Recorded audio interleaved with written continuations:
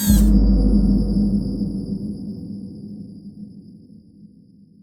right, well, thank you. My name is Wesley Powell. I am the Principal Technologist for Advanced Avionics within NASA's Space Technology Mission Directorate. And I'll be talking today about advancing SpaceVPX interoperability for NASA. So a little bit about NASA and SpaceVPX. So as we go further beyond low Earth orbit, the need for interoperable avionics becomes more important due to the cost, complexity, and really the need to maintain distant systems for long durations, especially in things like crewed missions. The previous NASA-developed and widely adopted standard for the backplane chassis interconnect, well, NASA developed for our systems, was compact PCI, which is over 20 years old and no longer supports modern architectures. It's fallen by the wayside. Nothing really is within NASA has risen to replace it. So there are some stacked card avionics, such as the MUSTANG, which was developed out of Goddard Space Flight Center, that have been used successfully in many missions, but they really are limited to those applications that don't have much bandwidth communicating between individual modules. Typically, what you'll see there is a single board computer with fairly low bandwidth communication to other boards in the system. So nothing has really emerged that has supported high bandwidth, tightly coupled modules, and it's really resulted in ad hoc, non-optimal box-level avionics, which really impact cost, risk, and schedule. So we looked at the existing SpaceVPX standard as defined in VITA 78, and it has many good features, but it really falls short of the interoperable standard that would allow us to have reuse and common sparing on long-duration missions, and really reducing NRE for missions in general. So I don't think I need to go over this slide for this audience. This is intended for folks that aren't familiar with VITA, basically just going through the slot profiles, module profiles, and backplane profiles. So I think we're preaching to the choir here. So, but here are some of the challenges that we see. So basically, it's possible to implement two different modules that are fully compliant with SpaceVPX, yet can't interoperate. Some of the challenges are modules with different form factors and depth, complicating chassis implementation, and even modules with identical slot profiles won't talk to each other if, for example, one uses SpaceWire and another serial rapid I/O for data plane network protocols. So SpaceVPX is very flexible, and we saw that this flexibility can hinder interoperability. We've got modules with widely varying physical dimensions, form factor, module length. 48 separate slot profiles are defined that, and you expand beyond that for different dimensions and protocols that would be called out module profiles. And we're really not seeing a single network protocol defined for the control and data planes, where options include SpaceWire, space fiber, serial rapid I/O, and Ethernet. And our understanding is there are discussions that have been ongoing to expand that perhaps further. And lastly, the use of user-defined signals we saw as a hindrance to interoperability. So what we're really looking for is a set of interoperability guidelines that can constrain the configuration, the design choices, and the use for SpaceVPX within our systems. And really what we want to drive towards is the ability to compose systems with modules that are provided by different vendors and have them interoperate. So we're looking at this to ensure that, first of all, SpaceVPX modules that NASA develops can be used across multiple missions, and then also these guidelines to hopefully encourage industry to develop SpaceVPX modules that meet our future mission needs. So there are other aspects of the standard that do present challenges for NASA. One is the required redundancy in several areas of the standards that really limits the development of at least compliant single-string avionics that really show up in a lot of the systems we fly. And then there are some limits on the types of fault tolerance architectures and implementations that are specifically called out in the standard. So what we did is, within NASA, we conducted a study under the auspices of the NASA Engineering and Safety Center, otherwise known as NESC, to address what we saw as deficiencies in the SpaceVPX standard for NASA missions, and to define a recommended use of the of SpaceVPX within NASA. So it addresses deficiencies in the standard that are really preventing it from achieving interoperability at the card and system level. And we're looking at things like common functionality protocols and physical implementations. So the study team was largely NASA internal. It was conducted with subject matter experts from Goddard Space Flight Center, Johnson Space Center, Langley, and JPL. And we also had very valuable support from a consultant who was key in the development of the original VITA 78 standard. That's Pat Collier. So I will note that future infusion of NASA's high-performance spaceflight computing processor into SpaceVPX systems was a consideration. That's something we had in mind as we did the study. Those of you who may not be familiar with that, it was announced last July, I think, major NASA technology development investment to develop a next-generation spaceflight processor. I will also note that this full study report can be found on the public-facing website that's listed here if you want to dig into more detail on it. So here's the approach we took. We started with looking at notional use cases within NASA. We conducted some product surveys and then really broke into 4 major focus areas, one being interconnect, another being power management and distribution, form factors and daughter cards, and fault tolerance. We had some engagement with outside organizations during the study, but I'll say it's really expanded significantly since we've released the report. There's been a lot of engagement over the last few months. We defined a proposed NASA SpaceVPX specification, and then identified what we saw as some candidate modules that we see showing up a lot in NASA missions, and then really defining example SpaceVPX systems based on the recommendations as well as those candidate modules. All right, use case analysis. So here's what we did with the use cases. These are notional use cases. You should not interpret anything here as being things that NASA actually has that would be implemented with SpaceVPX.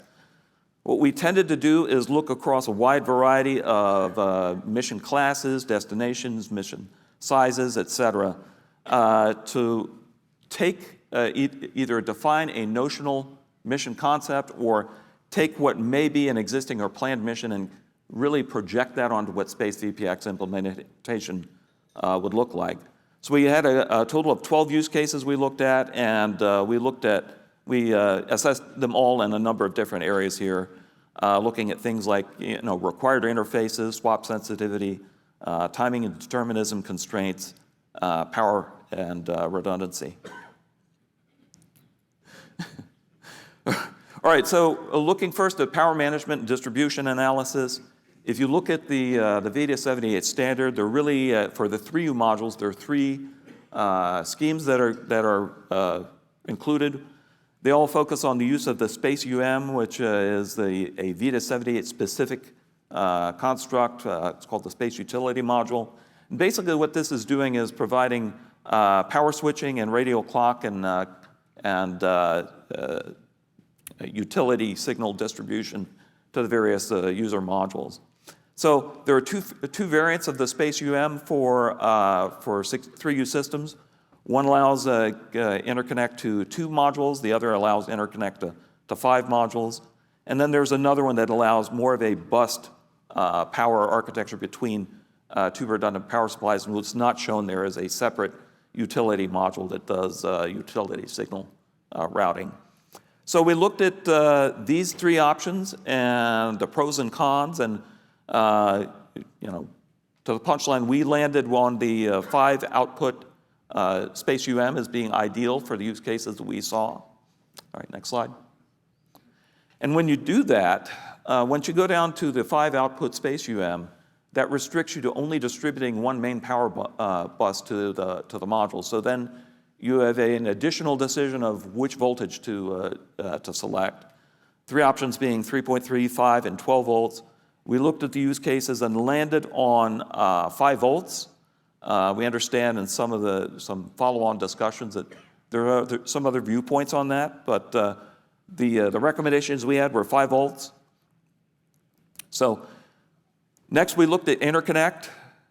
We looked at the options outlined in the existing VITA 78 standard, and we assessed them for the various data planes defined in the standard as per our use cases. The options were compared against these use cases, and then also technology trends within industry and some input from NASA subject matter experts.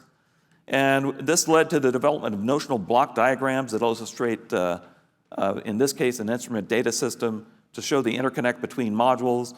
One of the things that was a lot of work in this particular area was within the 3U form factor, figuring out exactly what could fit on the backplane, because pin space is fairly limited. I will note that in determining the recommended interconnect standards, we were not really bound by the options listed in VITA 78. We took the liberty of expanding that from what was currently in the standard to recommend some things that were maybe a little more tailored to our needs. So I will say that when we were conducting the study, our high-performance spaceflight computing project was in the middle of concept studies, and there was some interaction between the 2 studies, and they had some good recommendations on trends they were seeing with interconnect, and that helped us out. And this study also influenced in the other direction what they were doing as well. Okay, so we looked within this area at optical interconnect standards for each of the 4 planes. Additional low-rate interfaces for communication with simple modules. We saw that as a need to talk to modules that may not have even an FPGA on them. JTAG debug test and interface usage. We talked and defined constraints on user-defined signals to enable interoperability. Utilization and allocation of interconnect for 3U and 6U modules, basically seeing the organization of what could fit in various module types. And then the extent to which backplane profiles influence interoperability. Where we landed with that is not to really touch backplane profiles in this work. What we see is for our types of missions, the backplane is going to be defined on a project-by-project basis. So it didn't seem to be much value added for us to really weigh in on that. We looked at signal integrity on high bandwidth signals and backplane connector intermatability. We also looked at form factors and daughter cards. We looked at across previous NASA missions to look at the module sizes that were used, looked across industry and product surveys and use cases to provide input on ideal module sizes, and then also looked at current NASA SpaceVPX development efforts. And those were really focused on 3U modules with a module length of 220. And the 2 efforts we looked at were the SPLICE effort within Johnson Space Center and SpaceCube V3 and Goddard. So we also looked at daughter cards, where we see it as providing the ability to have unique functionality on a mission-by-mission basis on some perhaps more standard base cards, and also providing unique front panel interfaces. Within industry, we saw both XMC and FMC usage, and then we also looked to see what would actually fit on the 3U and 6U boards that we were considering in terms of how many daughter cards could be housed on them. So looking at fault tolerance, we explored really 3 questions related to SpaceVPX fault tolerance. One are the mechanisms within VITA 78 sufficient for our use cases? The other is, are they sufficient for really mission-critical systems? By that I mean things with a Class A rating where, within NASA terminology, or they're either crewed missions or very high-profile missions, think JWST, that sort of thing. And then lastly, are they sufficient for low-SWaP constrained missions? So although we identified fault tolerance as a concern as we started the study, where we landed is that we see the mechanisms within SpaceVPX that support FDIR and redundancy management as really effective building blocks to support all NASA use cases. So the key term there is building blocks. So are they sufficient for mission-critical systems? So we did not see the existing standard as inherently providing the necessary fault isolation and detection and isolation required for these applications. But again, going back to the building blocks, we saw that you could potentially implement within a single SpaceVPX chassis or across multiple chassis that you could provide fault tolerance within those constructs that would meet the fault detection and isolation requirements. So basically taking the building blocks, and it may mean you're having two redundant chassis. And within each of those chassis, you might have dual redundancies. You end up with a quad redundancy. That's an option. There are others as well. Are they sufficient for low SWaP systems? We saw that SWaP-constrained systems may drive the use of a single system on chip that have themselves may have redundancy strategies available within a single device. And then additionally, it is possible that for some missions, the desired reliability can be met without invoking the explicit fault tolerance mechanisms defined in SpaceVPX. So in these scenarios, you could migrate some of the redundancy onto an individual module itself. One of the other things that we saw with the fault tolerance analysis, and here you see the reliability model diagram from VITA 78. Since the SpaceUM controls individual power management and signal distribution to the modules, failures within the SpaceUM can have an outsized role in system reliability. They really dominate the cut sets for the fault tree analysis. So essentially, a SpaceUM failure can result in loss of redundancy within a dual redundant implementation. So here's where we landed with the proposed NASA SpaceVPX specification. I won't go through all the details here. I will point out we are calling out support for both dual redundant and single string SpaceVPX systems. We landed on the 5-output SpaceUM for 3U implementations with a 5-volt main power voltage. For 6U systems, we saw that the existing 8-output SpaceUM within the standard is sufficient. For interconnect, we have landed on, for data plane, Ethernet 10 base KR is specified with TSN, and there's a whole alphabet soup of standards that specify that. For the data plane, control plane, retaining space wire as defined in the ECSS standard. Expansion plane, 2 flavors of that, one for JESD 204C for high bandwidth digitizers, and then also support for PCIe Gen 3.1. Utility plane, we retain both IPMI and DAP as specified in 78. User-defined signals, what we've done is defined that they should be driven by user-programmable logic. We have that classified in two different buckets. One is the SerDes, user-defined signals, where we've defined the signaling characteristics as you see here, and then a single-ended with LVC MOS signaling. Low-rate interconnect, and that's beyond what's currently in the SM bus, I2C, and then JTAG support on the backplane, but the ability to disable it on the front panel if needed. So form factors and daughter cards. We initially thought that the support for 6U and 3U was going to limit interoperability. Where we landed with that is across our use cases, we see the need for both. And actually, the the need to actually have combined chassis for both 3U and 6U.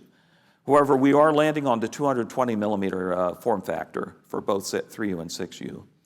And then support for XMC and FMC daughter cards on SpaceVPX-based FPGA modules, possibly also some processor modules that could be useful for. Fault tolerance, we really didn't go anything beyond what's currently in the standard. Again, we saw that as providing the building blocks that could be used to implement what our systems need. For connectors, we want to really narrow down on the use of connectors that comply with VITA 46. And then there's some features that we took out to help promote interoperability. We have stayed away from specific chassis and backplane profiles. Again, we see that as being defined on a mission-by-mission basis. We have omitted serial rapid I/O and space fiber, although those could be implemented with user-defined SerDes. We have limited the number of space UM outputs on system controllers. We do not have heritage support for compact PCI, although in the study you'll see that we understand that there may be some interim systems that will require use of heritage modules, and we show a recommended approach for that. The 2-output space UM, we mentioned that, and the full latitude on user-defined signal usage. So again, we added some things in that were beyond what was at least the standard version we were working to. Single string systems, the use of Ethernet TSN for data plane, PCIe 3.1, JST 204C, and then those constraints on the user-defined signals. All right, so with that proposed specification in place, we then looked at candidate module definitions, and this is not including the space UM or the power supply module. We saw 6 boards that show up frequently in our use cases, certainly a single board computer, 2 variants of FPGAs. We have high density and low density, and density is probably the misnomer here. What we really mean by low density is ability to support older FPGA models that may not have native SerDes support. So think, RTAX, that sort of thing. We have storage modules, digitizer, and switch. What we did for each of these is within the existing VITA 78 specification, identify what we thought would be a starting point slot profile from which to work to define these. So what we then landed on is with the modules, candidate modules identified, with a specification in place, some example systems of what could be implemented. This, what you see here, is a redundant 3U system with 14 modules. We also have some additional example systems that were defined. Example here being a single string 3U small-sat avionics. The previous slide you saw an instrument data processor, which was again single string 3U. Okay, and then what we had seen in some of the use cases is a desire to really reduce module count and omit the space UM if possible.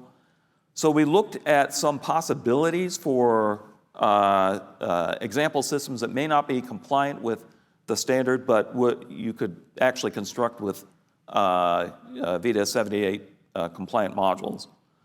And here is an example where you've got a bus power from a power supply and the space UM control signals that would normally go to the space UM going directly to FPGA boards. So in closing, NASA has, we've recently completed the SpaceVPX interoperability study. We looked at the challenges, provided a proposed solution. It is on a public-facing website if you're interested in accessing the report.